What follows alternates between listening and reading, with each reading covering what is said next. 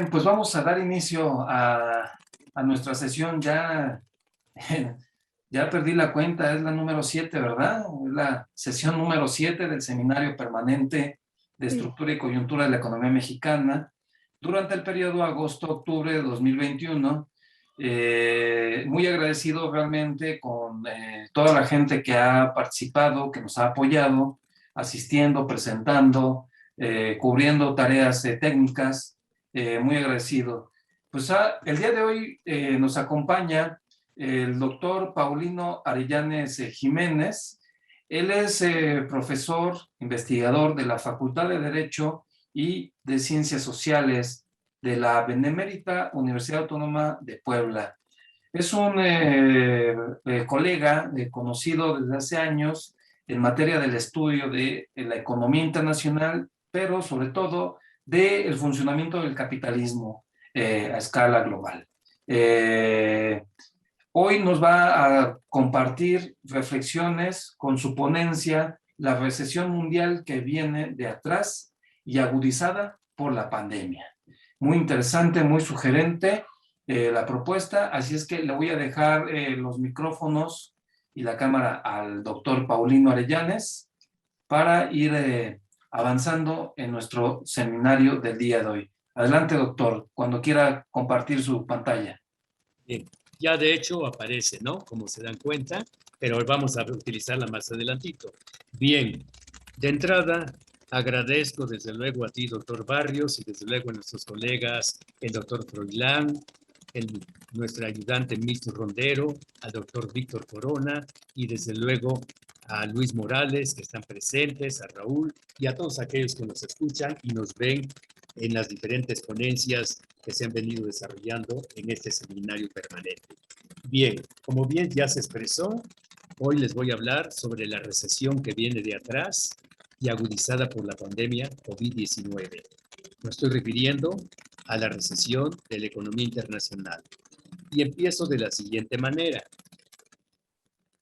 Hablar de crisis de la economía mundial es hablar de varios factores que influyen en la misma, como por ejemplo, una alza o disminución de ciertos productos básicos, como los hidrocarburos, una crisis regional, una crisis militar, un conflicto comercial entre potencias como la guerra comercial entre Estados Unidos y China, o bien el lunes negro de ayer por el problema hipotecario de la gran hipotecaria China Evergrande y que obviamente hundió a nivel internacional.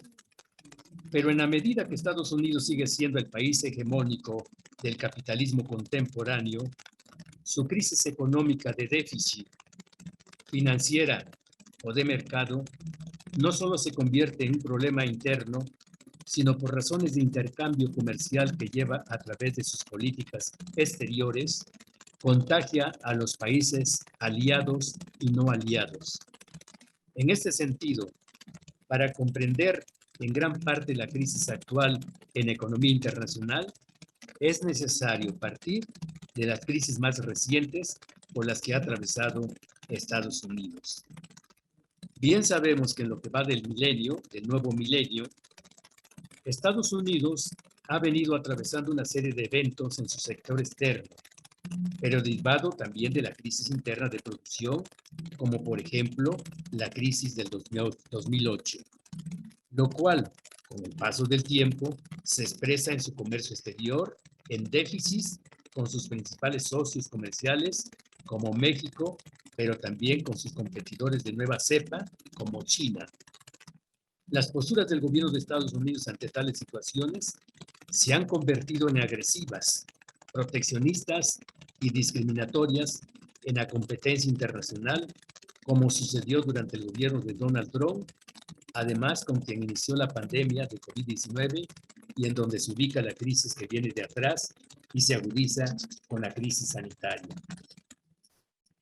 Para entender, pues, la crisis, la recesión de la economía internacional, como bien dijimos, no es posible si no se toma en cuenta la crisis por la que ha venido atravesando Estados Unidos una y otra vez.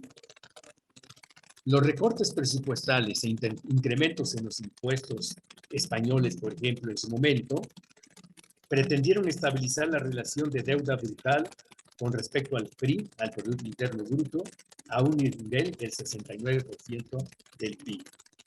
Este pequeño dato da muestras de cómo la crisis del 2008 se contagió a España, a México, a gran parte de los países europeos. Pero preguntamos, ¿qué es la crisis? La economía, término que proviene del griego y significa administración de una casa o familia, es la ciencia que estudia los procesos de producción, intercambio y consumo de bienes y servicios.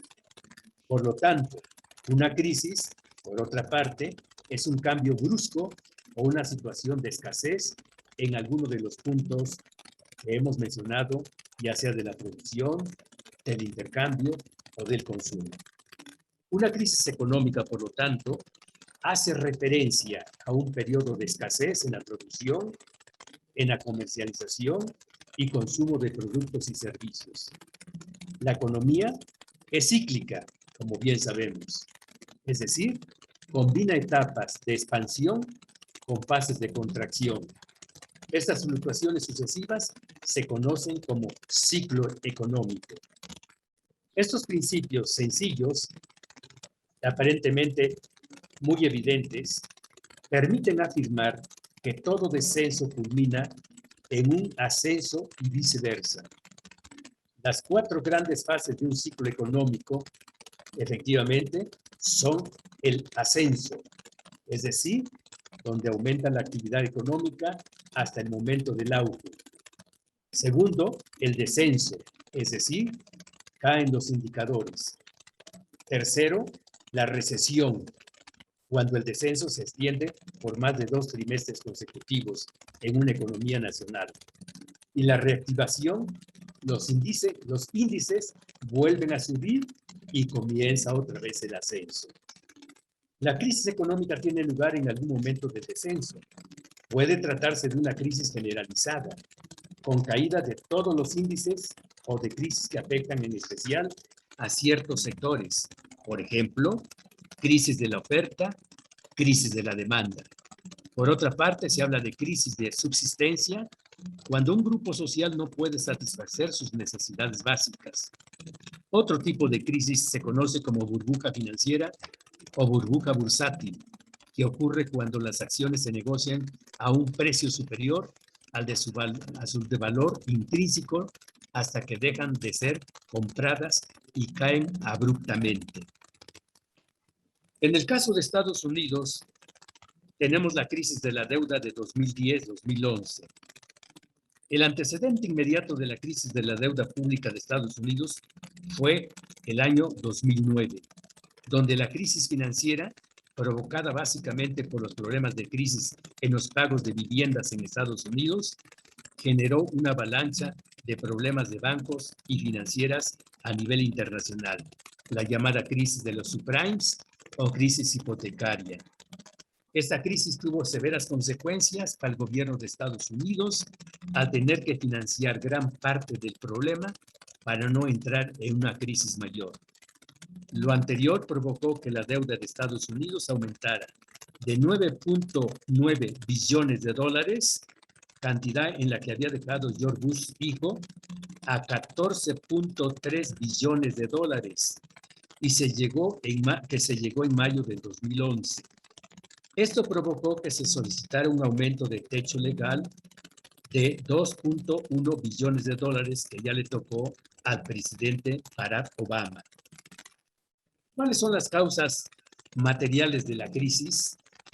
Se trata de hacer algún análisis para comprender las causas de fondo que han originado el fenómeno económico que tuvimos ante nuestros ojos, como bien ya expresé, por lo que es necesario remontarse al cierre de la Segunda Guerra Mundial, ya que aquí es donde se marca una línea divisoria decisiva. Mientras Europa y Japón fueron devastados por la guerra, Estados Unidos no recibió ningún ataque directo y por lo tanto todo su poderío industrial económico se mantuvo casi incólume. Eso dio gran ventaja y por ello en menos de un lustro se convirtió en la primera potencia mundial. La Gran Depresión que había vivido los años 30 solo fue superada por el auge de la producción de armamento bélico y su venta y abastecimiento a los países en guerra, así como una guerra permitió a Estados Unidos convertirse en el líder mundial de las potencias económicas, particularmente en el capitalismo. Otra guerra, la de Irak, lo hundió en las penumbras, si tomamos en cuenta que esta tuvo un costo superior al billón de dólares al año. Tras la Segunda Guerra Mundial y con la llegada de la paz y desmovilización, hubo un temor dominante de que volviera la Gran Depresión, ese fantasma que se había vivido a fines de los años 20 y principios de los años 30 del siglo XX.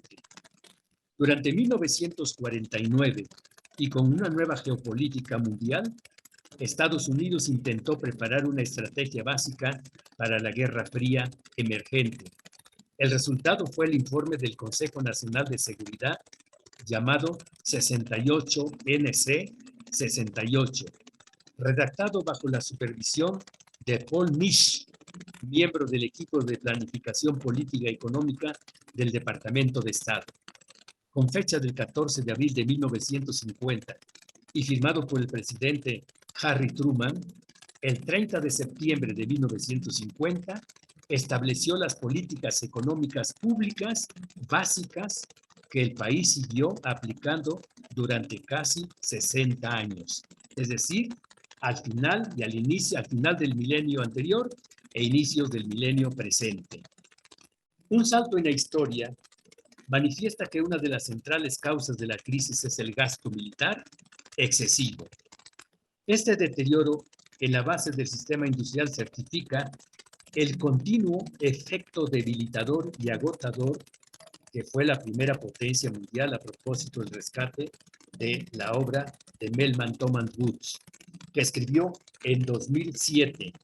Según el Departamento de Defensa de Estados Unidos, durante las 4 décadas que van de 1947 a 1987, se utilizaron 7.62 billones de dólares en recursos de armamento. En 1985, el Departamento de Comercio estimó el valor de la maquinaria y equipamiento de la nación y de la infraestructura en 7.29 billones de dólares. En otras palabras, la cantidad gastada durante ese periodo podría haber duplicado el capital social de Estados Unidos o bien modernizado y reemplazado su inventario existente. El problema de la deuda, un punto central, no solamente como problema político. El golpe a Barack Obama, por parte de los republicanos en su momento, fue más político que económico. Al disminuir el gasto público, disminuyó la posibilidad del gasto en objetivos políticos y reeleccionistas. Además, los republicanos ganaron en popularidad con las empresas y los dueños de las empresas al atajar la posibilidad de aumentar los impuestos a los ricos.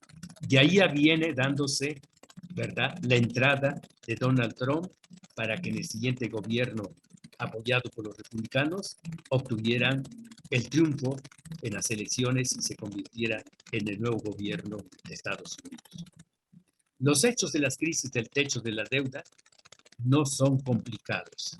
En la práctica, los republicanos tomaron a Estados Unidos como rehén, amenazando con minar la economía y perturbar la labor esencial del gobierno, a menos que obtuvieran concesiones políticas y nunca habrían sido capaces de aprobar mediante la legislación.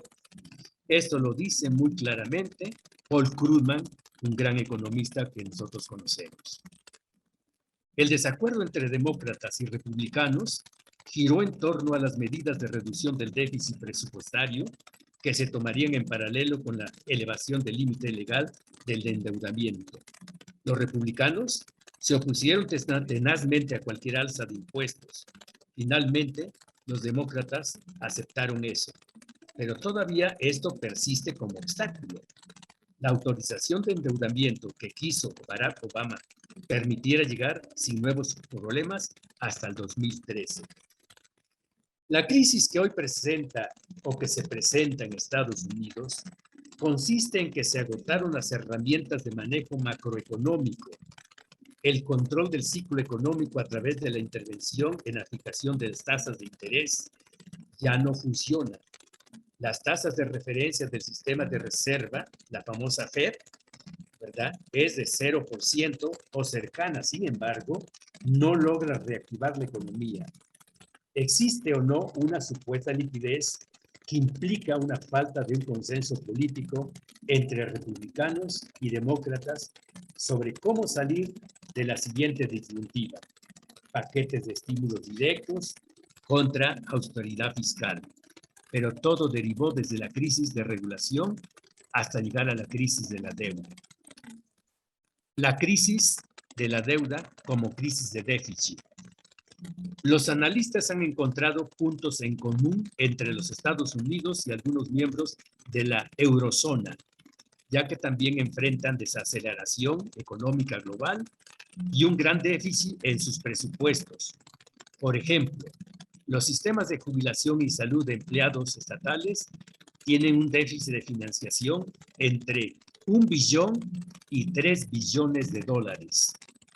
Por otra parte, los estados enfrentan un problema a más largo plazo con sus sistemas jubilatorios que tienen un déficit de financiamiento, ¿verdad?, como bien dijimos, de hasta 3 billones de dólares. Desde la década de 1960, la deuda externa de Estados Unidos empezó a crecer sostenidamente sin que hubiera políticas para reducirla, lo que contrasta con el manejo que se tenía antes de la Segunda Guerra Mundial. Esto se explica por la combinación entre el incremento del gasto público y las menores tasas impositivas que se han traducido en menores ingresos del gobierno y, por lo tanto, más endeudamiento. Por ejemplo, en el periodo presidencial de Ronald Reagan, que es el más representativo de este fenómeno de la deuda y del endeudamiento, ya que el presidente decidió disminuir el impuesto sobre la renta a las empresas para incentivar el crecimiento económico y al mismo tiempo aumentó el gasto público dirigido a las Fuerzas Armadas, como hemos mencionado. Richard Schiaparone, de McDonald Investment Management, dijo que gradualmente los estados están tomando más deuda para tapar las brechas en el financiamiento. Indudablemente que esto traía como consecuencia a nivel interno elevar el techo de la deuda. Y así, en la madrugada del 31 de julio de 2011, se logró alcanzar un acuerdo entre republicanos y demócratas para subir el techo del endeudamiento y un plan de recortes para la próxima década, es decir, hasta nuestros días. El líder de los republicanos en ese momento, Mitch McConnell, y el vicepresidente Joe Biden fueron los que ultimaron dicho plan. Obama confirmó por teléfono con el resto de líderes políticos en Washington su conformidad con las condiciones, las cuales fueron las siguientes: la inmediata subida del techo de deuda en $1 billón y la programación de otra subida similar en unos meses bajo la aprobación del Congreso. Un plan de recortes de déficit de $2.5 billones para los próximos 10 años, cuyos aspectos específicos serían elaborados posteriormente. John Boyd, presidente republicano de la Cámara de Representantes del 2 de julio, programó un voto en la Cámara de Representantes para pasar su propio plan y aumentar el techo de la deuda. Y así inicia la recesión. La economía mundial se encuentra en una situación difícil. El avance de la crisis en Estados Unidos propició que se cayera en una grave desaceleración mundial. Pero sus impactos a raíz de la creciente integración de la economía mundial a través del comercio, la inversión y las comunicaciones están todavía hoy en día conmocionando rápida y sorpresivamente a numerosos países. México sería el país de América Latina que más consecuencias negativas sufriría por la cercanía y las conexiones que existen entre ambos países, y el más vulnerable de toda la región si se produce una recesión en Estados Unidos. El deterioro en la cartera de los bancos comenzó debido a prácticas crediticias irresponsables en el extremo, los llamados créditos hipotecarios ninja, que es en inglés un acrónimo que significa no income, no job, no access. Es decir, no ingresos, no hay trabajos y no hay pasivos, no hay activos, que se dieron a quienes no eran sujetos de crédito bajo cualquier criterio. Hasta ahora, el sistema bancario ha resentido el brutal deterioro proveniente del desmoramiento de la parte más riesgosa y de menor calidad del crédito hipotecario, el llamado subprime.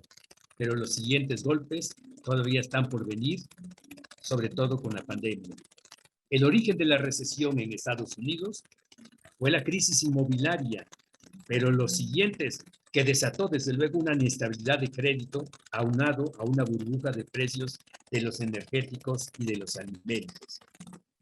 Desde principios de los años 80 del siglo pasado, no ha habido en Estados Unidos una verdadera recesión, esto es, una caída en el Producto Interno Bruto del país de cuando menos 2 trimestres consecutivos. Y aquí presento esta tabla de cómo ha venido dándose el Producto Interno Bruto. Si me permiten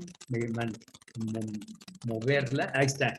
Si se dan cuenta, vamos hacia abajo. Sí, dime, adelante. Favor, ¿puedes compartir la pantalla? Darle compartir en pantalla y a sí, para correcto. Que se vea. Por favor. Ahorita. A ver, déjame ver dónde le pongo compartir pantalla. Aquí, ¿no? Ajá. Ahorita mismo. Entro de nuevo.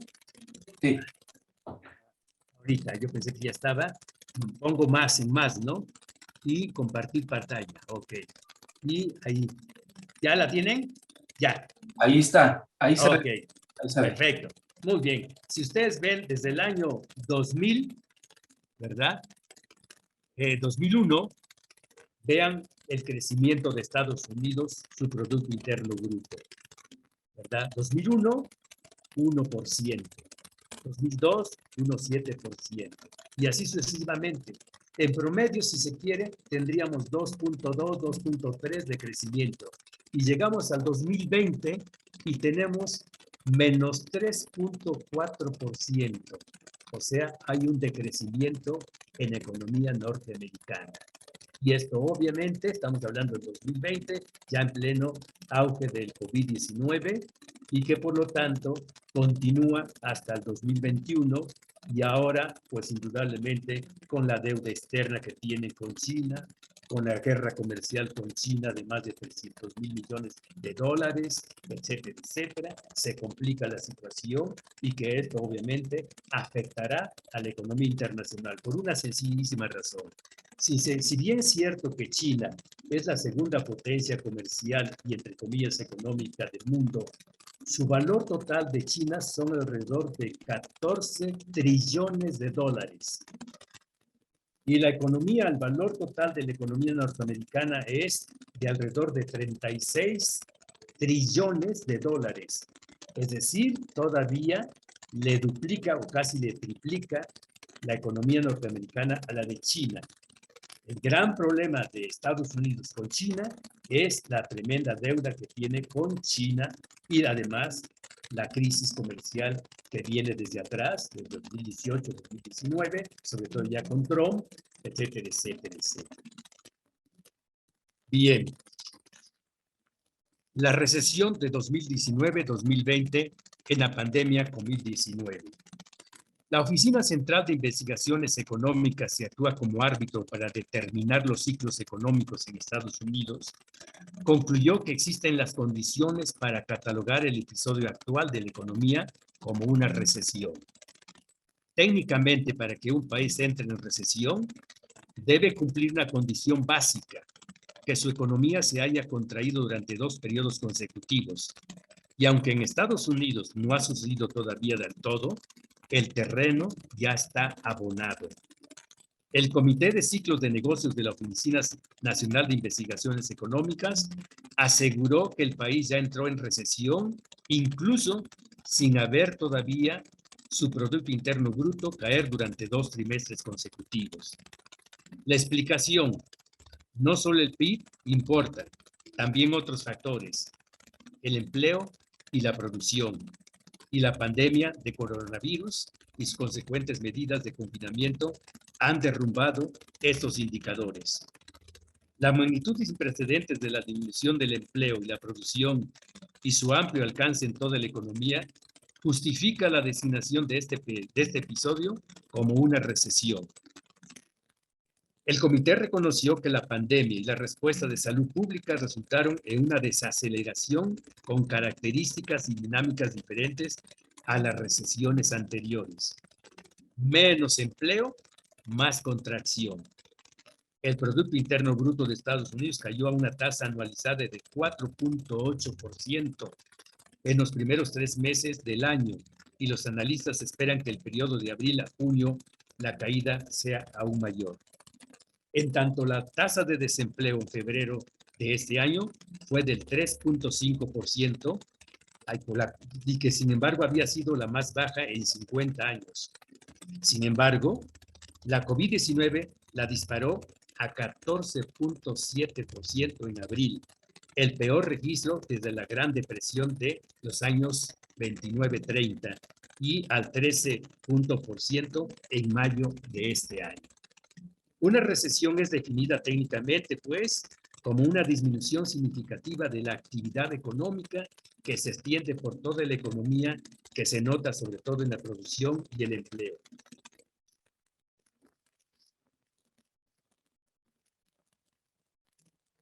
El pronóstico sombrío de la Reserva Federal de Estados Unidos sobre la ralentización de la recuperación económica de Estados Unidos ha hecho público que también se suma al dato anual del Producto Interno Bruto en 2020, como ya vimos, en el peor resultado registrado desde 1946. Inmediatamente después de la Segunda Guerra Mundial, una contracción del 3.5% de la economía por el impacto de la crisis del COVID-19, según una estimación preliminar del Departamento de Comercio de Estados Unidos, la pandemia como sinónimo de recesión, es decir, el Producto Interno Bruto como barómetro de una devastación sin precedentes en tiempos de paz. Después de entrar en recesión en febrero de 2020, tras 28 meses de crecimiento en el cuarto trimestre del año pasado, la economía experimentó aparentemente un crecimiento. Sin embargo, el Departamento de Comercio de Estados Unidos subrayó que la caída del Producto Interno Bruto de 2020 refleja contracciones en el gasto de los hogares, las exportaciones, la inversión privada no residencial y una reducción en el gasto de las administraciones locales y estatales, en parte compensadas, ¿verdad?, por aumentos de las partidas de gobierno federal. Las exportaciones cayeron el 13% el año pasado y el consumo personal se redujo 3.9%. Estos datos preliminares serían revisados desde luego más adelante, ¿sí? Ahora bien, ¿cómo comparamos la gran recesión, verdad, y las diferencias en las diferentes crisis de Estados Unidos desde la de 2008 y ahora la de 2020, incluyendo parte de 2021? Aunque las consecuencias son similares, la recesión económica de 2008 y la crisis que ha irrumpido abruptamente en 2020 son distintas, principalmente por su origen. La gran recesión del 2008 fue sistémica, es decir, abarcó al sistema de la economía internacional y desde luego al sistema de la economía capitalista. Y prendió primero en el sistema financiero, mientras que la de 2020, la gran pandemia, es una crisis cíclica provocada por el patrón repentino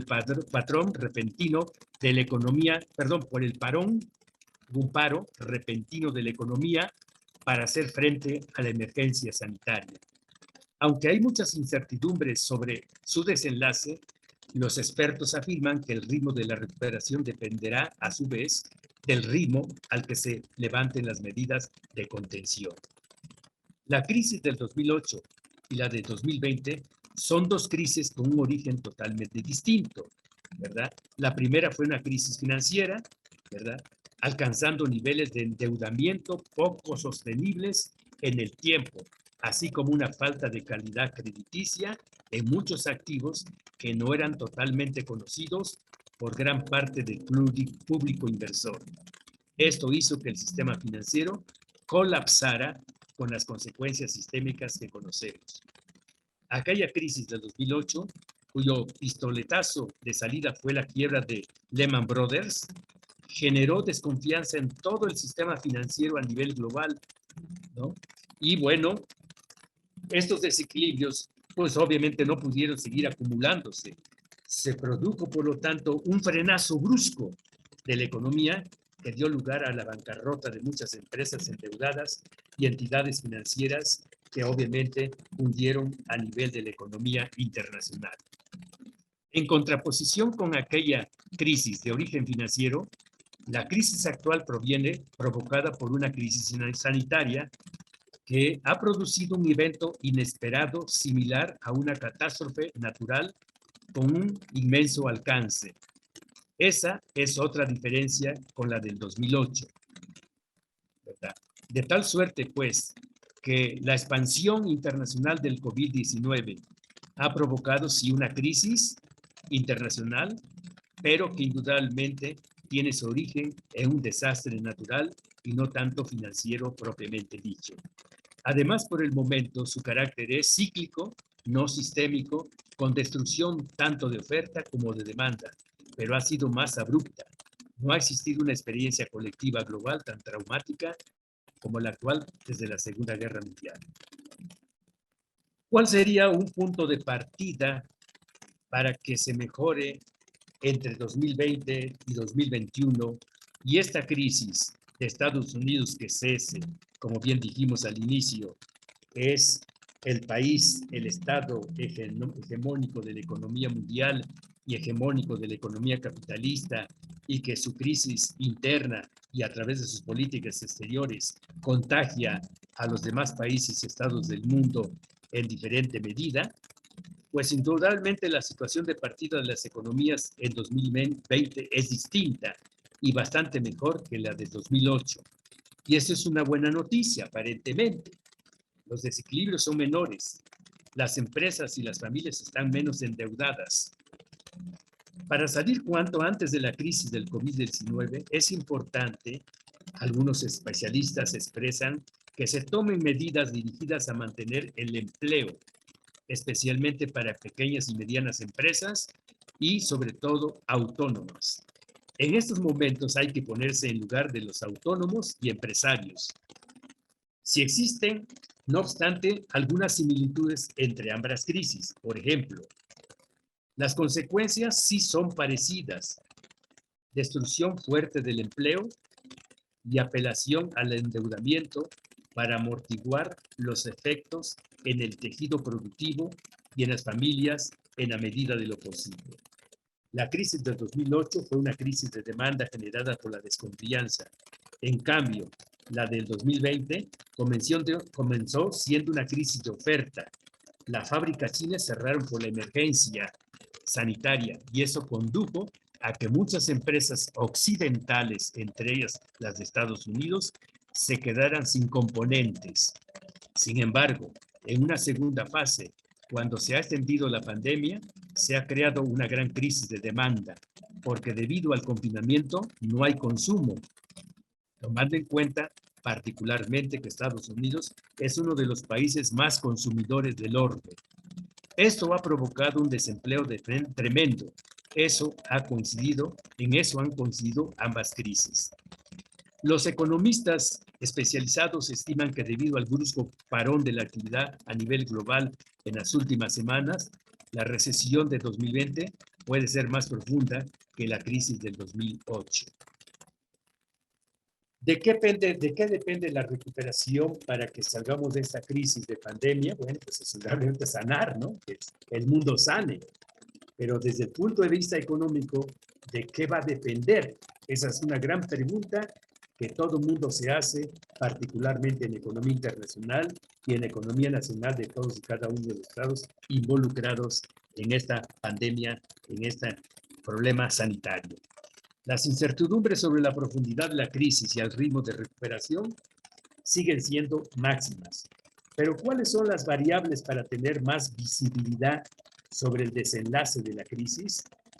La variable clave es la duración de las medidas de contención, porque es la que determina el daño económico, que a su vez es exponencial en el tiempo. Esta variable depende que a su vez de la reducción del número de nuevos contagios a la zona cero, ¿sí? Hasta que la pandemia no esté erradicada totalmente o hasta que alcance unos niveles aceptables, no podremos hablar de recuperación económica. Un factor clave en la presente crisis es la contundencia y la rapidez con la que han actuado las autoridades, ¿no? En ambas crisis ha sido decisiva la intervención de los bancos centrales. La crisis del 2008 duró relativamente poco porque la Reserva Federal actuó muy rápido bajo los tipos de cambio de 5%, los tipos de interés, perdón, del 5% al 0%. En el caso actual, al no ser una crisis de origen financiero, los bancos centrales han actuado rápido, pero los efectos no son tantos. En esta crisis no falta apenas dinero. Lo que hay que hacer es orquestar cómo puede llegar ese dinero a los sectores necesitados y sobre todo los consumidores. El problema en la crisis del 2008 es que no había dinero por la desconfianza. Ahora el problema es que no sabemos cuándo parará la pandemia. ¿Qué forma va a tener la recuperación? Bueno, algunos le apuestan a la forma de B chica. Otros le apuestan a la forma de U y otros le apuestan a la forma de L. Con algunos matices y bastantes incertidumbres, la recuperación en B puede ser el escenario más probable si las políticas económicas aciertan con las medidas. Los matices se deben a que la recuperación no será igual para todos los sectores y empresas. En unos será más lenta que en otros y posiblemente no todos recuperen el nivel de actividad inicial como consecuencia de los cambios en los patrones de consumo y en la organización de la producción, mientras la población no esté completamente inmunizada y se disponga de una vacuna efectiva. El amplio paquete de garantías públicas conseguirá que esta crisis no derive en otra crisis llamada sistémica. La expansión del COVID-19 por todo el mundo, indudablemente que ha generado gran incertidumbre. Son muchas todavía las dudas que existen sobre cómo se recuperará o cómo se van a recuperar los mercados y la economía internacional, ¿sí? En nuestro escenario, y con eso pienso terminar, vemos una recuperación económica progresiva desde finales del segundo trimestre de este año. Las medidas de contención se levantan poco a poco, pero permanecen controles y precauciones. ¿Sí? El amplio paquete de garantías que va a lanzar los gobiernos junto con el aumento del gasto público, así como la abundante liquidez que están proporcionando los bancos centrales con los programas ya lanzados, posiblemente se consiga que esta crisis no derive en una crisis sistémica. Las actuaciones de las autoridades económicas indudablemente han sido tempranas, aparentemente, y contundentes. Pero vamos a ver la realidad de la economía que nos depara, ¿sí? Indudablemente la incertidumbre sigue en pie en la economía internacional y los problemas económicos de Estados Unidos siguen en pie, fundamentalmente su endeudamiento, sus guerras comerciales, su desaceleramiento, el menor empleo, el menor consumo, etcétera, etcétera. En eso termino y les agradezco sus atenciones.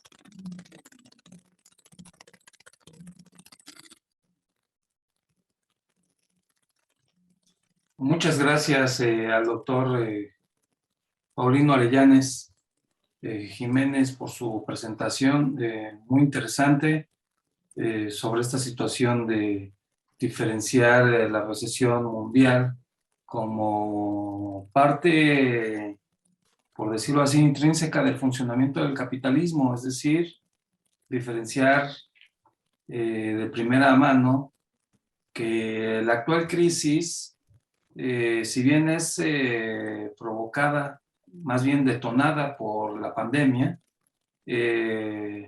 las condiciones generales de la economía mundial se encontraban endebles y muy amenazantes. Voy a pasar, doctor Paulino, si fuera tan amable, vamos a, a compartir para que podamos vernos en la pantalla. No sé si los presentes de aquí del panel tengan algún comentario. Juan, Víctor, ¿no? Gracias. Sí. A ver.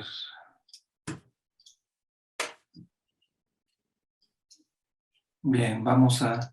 No sé si tengan algún comentario. Víctor.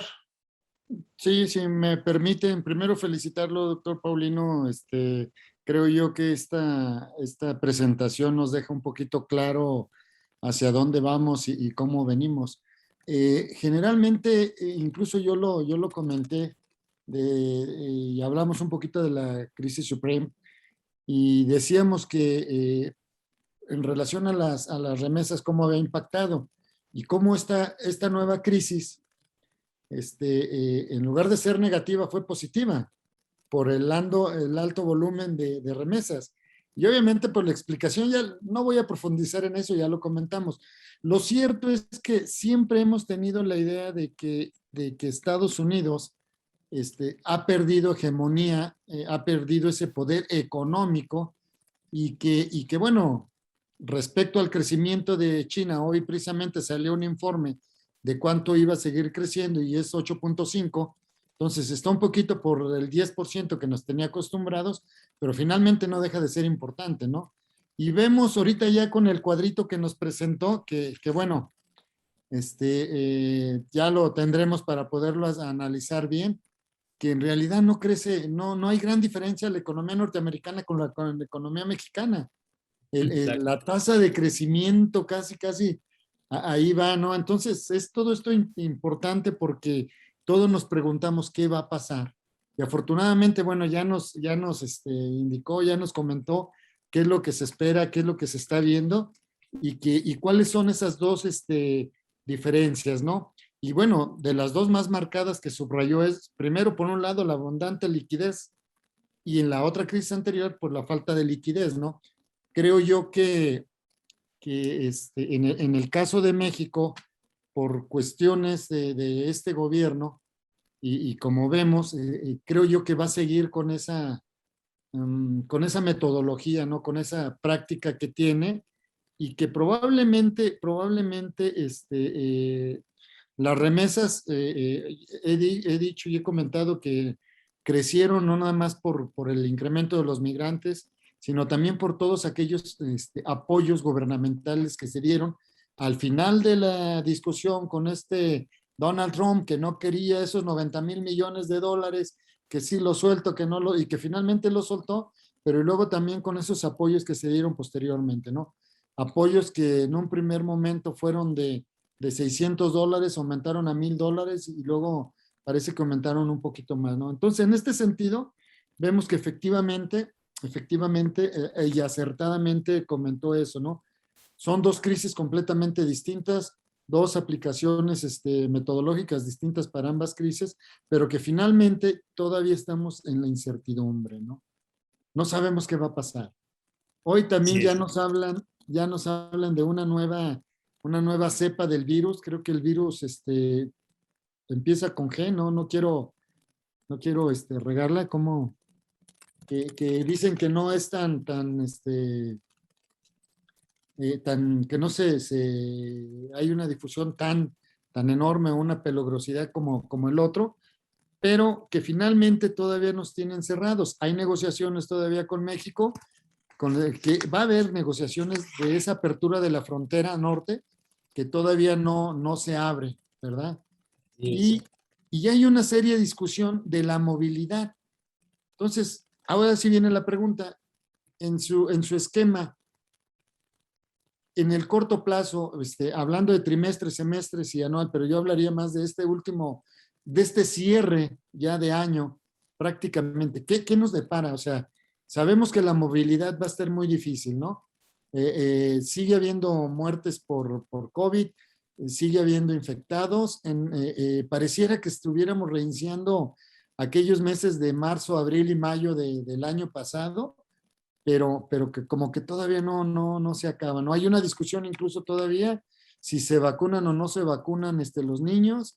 Parece que por ahí ya dijeron que hay una vacuna, creo que la Pfizer, que es la que puede aplicarse a los niños, pero bueno, todavía no está claro. Entonces seguimos en la incertidumbre, seguimos siendo una población en el siglo XXI muy vulnerable.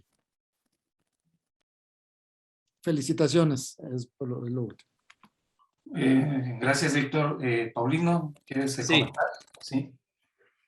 Sí, efectivamente, aquí tenemos la noticia que hay una nueva cepa del COVID-19 que acaba de entrar a México. No ponen el nombre todavía, ¿verdad? Pero sí, efectivamente. Y si ustedes van o hacen sus compras entre semana, se darán cuenta que los centros comerciales ya aumentaron sus precios de las verduras, de las legumbres, de las frutas, de la canasta básica, para decirlo en términos más amplios. Por un lado. Por otro lado, nos damos cuenta que efectivamente hay muchos problemas políticos en nuestro país, ¿verdad? Todavía no agarra bien. Vamos a ver, esperamos a ver cómo se aplica este ingreso y egreso, ¿verdad? Presupuestario, digamos, ya aprobado por el Congreso de la Unión, ¿verdad? Son incertidumbres. A nivel internacional, pues el último dato de la balanza comercial de Estados Unidos es el siguiente, para que también lo tengamos en cuenta. Dice, en 2020, Estados Unidos registró un déficit en su balanza comercial de 854.409 millones de euros.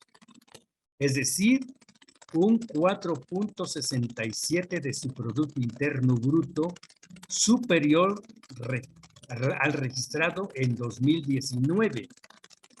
La variación de la balanza comercial se ha debido a que se ha producido un descenso de las importaciones, al igual que ha ocurrido con las exportaciones. Si México está dependiente en su comercio exterior con Estados Unidos en un 81 o en un 82%, esto significa que si hay un descenso de las importaciones en Estados Unidos, y si México, de los socios del nuevo TECME, es quien más le exporta, pues naturalmente yo creo que México va a sufrir en sus exportaciones a Estados Unidos debido a el parón que empieza a tener la balanza comercial en Estados Unidos. ¿Correcto? Si miramos la evolución del saldo de la balanza comercial en Estados Unidos en los últimos años, el déficit se ha incrementado respecto a 2019, como hemos visto, al igual que ocurre respecto a 2010, en el que el déficit fue de 520.999 millones de euros. Pues bien, entonces estos datos, pues indudablemente que ya no solamente afectan o son afectados por la pandemia, sino tienden posiblemente a formar un ciclo en donde la economía entra en recesión y con ello, pues obviamente, entra a una nueva crisis posiblemente sistémica, comandada por Estados Unidos, dado que es el motor de la economía capitalista todavía, a no ser que China, ¿verdad?, negocie con Estados Unidos la gran deuda que tiene Estados Unidos con China, ¿no? A no ser que de alguna manera negocien, ¿verdad?, entre ambos una mejor apertura comercial entre ambas potencias.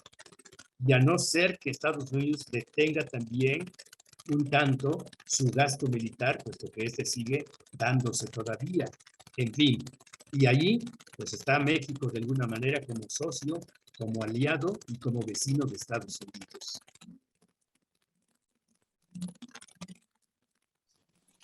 Bien, Juan, no sé si tengas algún comentario. Sí, voy a hacer un comentario. Adelante. No se activa mi pantalla, pero Sí, que soy yo, ¿eh? se oye bien, sí, Bien, adelante. me llamó mucho la atención el título de la ponencia y la forma que se fue derivando, pero quería hacer la siguiente reflexión. Una parte muy importante del trabajo parece es que mencionar que la crisis económica fue anterior al año 2020, ¿no? Y esa crisis económica se deriva de la crisis de 2008 que nos generó una recesión en la economía internacional, ¿no? Bien, entonces los datos que se presentan para el futuro inmediato también manifiestan una situación de recesión en la economía internacional, particularmente una caída importante de la hegemonía norteamericana y sobre todo en sus indicadores macroeconómicos.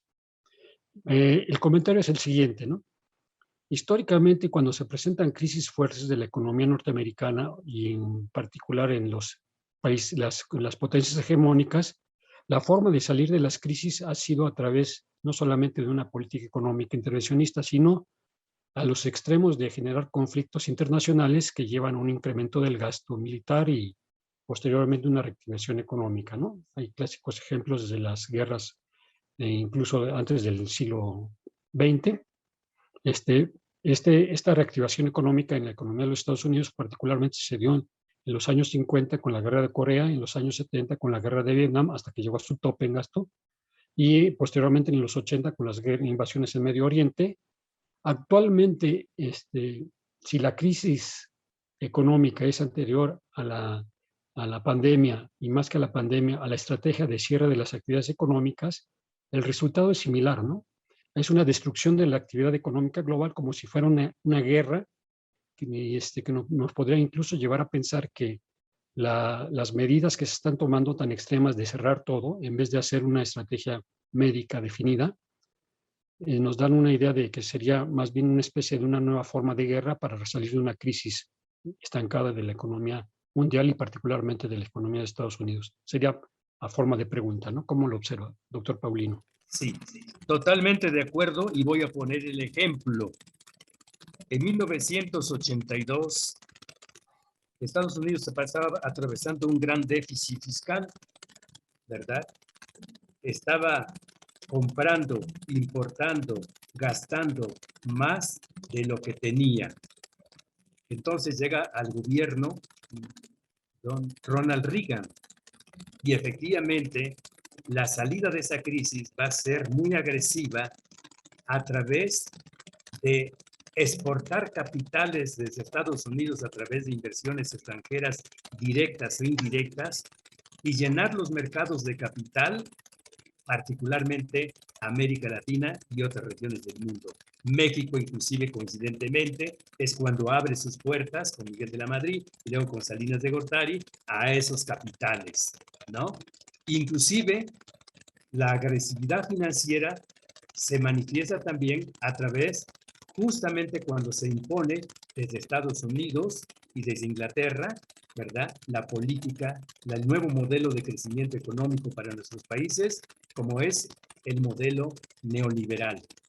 Ese es un ejemplo concreto, efectivamente, como tú bien dices, venían arrastrando ese déficit producto del excesivo gasto en el Medio Oriente, ¿no? Exactamente. Y ahora, pues indudablemente, el gran costo que tuvo, que fue una guerra perdida, la de Afganistán, totalmente, perdió el imperio, no logró resolver nada, regresaron los talibanes, y sin embargo, ¿cuánto no le costó a Estados Unidos el mantener a los ejércitos allí en la ocupación? Y además, el traerlos de nuevo de regreso, ¿sí? Y esto, pues obviamente se une a la crisis efectivamente del 2008, la de que es la crisis hipotecaria, la del 2011 y desde luego la hora del COVID-19. Entonces, pues naturalmente que yo creo que lamentablemente a nivel interno todavía hay muchas controversias, muchas confrontaciones políticas entre demócratas y republicanos que no se ponen de acuerdo en qué van a hacer en cuanto a sus problemas económicos y políticos internos. Y bueno, las buenas intenciones de John Biden de apoyar a ciertos países con vacunas, con apoyos económicos, etcétera, pues sí, eso está bien, pero son simplemente medidas, ¿verdad? Digamos, de templanza, o le podría llamar simplemente para detener un poco la profundidad del problema, ¿no? Esa es, digamos, parte de mi respuesta. Muy bien. Hay una pregunta del público. Un estudiante nos hace una pregunta. Luis Morales, ¿puedes darle lectura?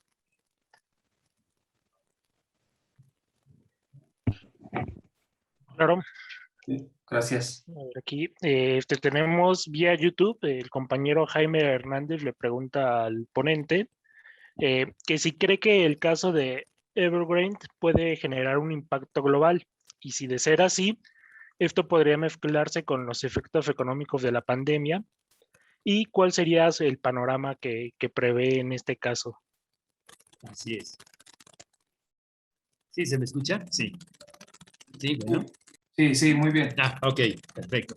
Sí, efectivamente, la crisis hipotecaria de China provocada por esta gran compañía constructora llamada Evergrande, pues es indudable que tiene en puerta su deuda con el Banco Popular Central de China y que tiene que pagar en este septiembre cierta cantidad de millones de dólares, y que los bonos que tiene que pagar se prolongan hasta el 2024.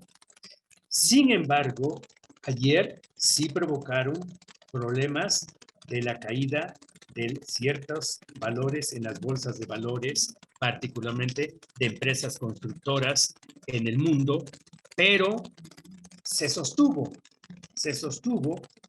y no va a provocar, considero, mayor alcance, puesto que no va a provocar una crisis sistémica del sistema del capitalismo, puesto que el gobierno chino seguramente tendrá que rescatar a esta gran empresa. Le conviene inclusive rescatarla, para que de esta manera, tomando en cuenta que fíjense nada más la cantidad de casas y viviendas que lleva a cabo tal compañía, lleva millones de construcciones en todo el territorio chino. Entonces, no le conviene a la autoridad china, ¿verdad?, dejarla a la deriva, sino tendrá que rescatarla, como en su momento se hizo por parte de Estados Unidos, que rescató, pues indudablemente, a los bancos para que otra vez tuvieran liquidez, dado que definitivamente no se iba a poder rescatar a la cantidad o cientos o miles de gentes que en insolvencia cayeron al no pagar sus créditos hipotecarios, ¿no? Como sucedió en España también, o como sucedió en Grecia. Entonces, en ese sentido, no tiene los alcances de provocar una crisis sistémica internacional, sino que se va a detener. Muy diferente, en cambio, la crisis hipotecaria de Estados Unidos, que sí definitivamente sí contagió, porque fue lo que está sufriendo China, ahorita más bien la hipotecaria China, es una cuarta parte o una tercera parte de lo que sufrió Estados Unidos con la crisis hipotecaria del 2008. ¿No? Muy bien. Yo quisiera preguntar lo siguiente, Paulino, si me permites. Sí, claro. Habías mencionado formas, ¿no?, de recuperación de la B, la L, etcétera. Me llama la atención quienes plantean una forma de K. La K es la caída y luego se abre. Los que regresan a recuperarse, pero en el proceso hay los que ya no se van a recuperar y hasta van a desaparecer. Entonces, es un proceso bajo el lenguaje de la crítica en la economía política, descentralización de capital. Las crisis económicas del capitalismo tienen en esencia esa manifestación, más o menos, y sirven no solamente como una causa, sino como una consecuencia al mismo tiempo, ¿sí? O visto de otra forma, no como una posibilidad de la crisis capitalista, sino como una necesidad. ¿Qué reflexión te merece digamos, este proceso de supuesta recuperación de las actividades económicas? Porque es alrededor del mundo, ¿no? Sí. Sí. Si bien es cierto que las estimaciones en Estados Unidos retoman la figura de la V, porque hay una profunda caída y luego una amplia recuperación, ¿correcto? Ok. Pero respondiendo a la pregunta de K, allí indudablemente que nos enfrentamos a una figura poco usada que se conocería con el nombre de darwinismo económico en el capitalismo, que consiste en que los gobiernos, las empresas, los dueños del capital, los bancos o los que toman las decisiones financieras o de inversión nacional, sean gobiernos o sean empresas privadas o sean bancos, indudablemente que se irán por el más apto. Y en este caso, pues obviamente las empresas que puedan subsistir y que puedan, ¿verdad?, seguir produciendo y que puedan seguir alimentando a la economía. Mas no así, y esa es la acá, a los menos aptos, ya que esos, pues finalmente, son fundamentalmente más consumidores que productores. Esa es la razón por la cual se critica mucho que en esta crisis no se esté apoyando a las empresas medianas, pequeñas o familiares, y en cualquier parte del mundo, está apoyando más que todo a las empresas grandes, ¿no? Y eso pues es parte de lo que yo llamaría el darwinismo económico y que obviamente toma la figura de K, ¿correcto? Y si esa es la salida, pues obviamente es una salida muy discriminatoria, porque indudablemente pues va a traer como consecuencia más problemas sociales, ¿verdad?, en las grandes mayorías. Esa sería parte de mi respuesta, ¿no? Claro que sí, muchas gracias, Paulino. Pues bueno, a reserva de si no hay más comentarios, Víctor, Juan, Raúl o Luis, Michelle, ¿no? Pues podemos dar por concluida. Muy interesante la presentación, muy aleccionadora. Trae, digamos, esa reflexión que que retoma Juan sobre qué tanto de la crisis actual es causada por la pandemia, ¿no? Entonces, tan solo plantearse esa pregunta ya parecería de incrédulo al fenómeno 2020, ¿no? Pero bajo un análisis crítico de la economía, empieza a ver que finalmente la economía planetaria y los centros de desarrollo capitalista no se lograron recuperar, sí en lo nominal, por decirlo así, pero no en su esencia fundamental de la crisis que azotó al capitalismo en el 2009, ¿no? Por decirlo. Entonces, de hecho, mucho se hablaba previo al 2020 de la próxima gran recesión económica, con un gran crack y posiblemente una especie de depresión. Bueno, estamos viviendo ya años, 19 arrastrado, 20, 21 y lo que pueda heredarse a los próximos 2 años todavía, porque hay países, de acuerdo a las estimaciones del Fondo Monetario Internacional, en que llegaremos a tomar los niveles del 2019 o 2018, como en México, por ahí del 2025 hasta el 26, ¿no? Hay quienes marcan al 24, pero ya, entonces estaríamos asumiendo ya media década. Entonces sí estaríamos en una especie de depresión, ¿sí? Así es. Es una especie de depresión encubierta, ¿no? Bueno, son reflexiones que ahí están que para seguir discutiendo. Bueno, doctor Paulino Arellanes, pues yo le agradezco mucho su confianza, su tiempo, su disposición por la conferencia que nos brindó, sus reflexiones, y pues vamos a continuar en lo sucesivo en este seminario. Muchas gracias. ¿Sí? No, al contrario, agradezco a todos los colegas, a sus preguntas y desde luego a ti como organizador, y agradezco a la UAM, ¿verdad?, por este excelente ejercicio que se ha venido realizando, ¿no? Y estaré presente desde luego en los siguientes temas que son de mi interés. Muchas gracias. Muchas gracias.